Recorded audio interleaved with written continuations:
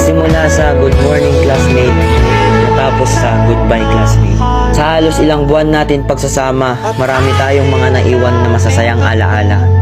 Tulad na lamang kung paano tayo nagkakilala at kung paano tayo nagturingang isang pamilya. Noong una, napuno ako sa takot at kaba kasi natatakot ako na baka ako'y kakaiba, lalo pat wala akong kakilala.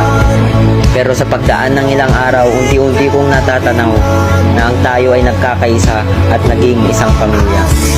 Classmate, salamat sa bawat tawa, sa bawat kopya, sa bawat bully, at sa bawat alaala na ngayon ay natapos na. Sa bawat kwentuhan na punong-puno ng kalokohan ay nabuo ng ating samahan na malabo kong makalimutan. Paalam sa mga nawalan ng ballpen, paalam sa mga papel na binigay natin na kahit ang totoo ayaw naman natin magbigay. Paalam sa mga chicherya na baon ng isa pero pagkain ng buong barkada. Paalam sa ating mga kwento na hanggang sa alaala na lang natin mabubuo.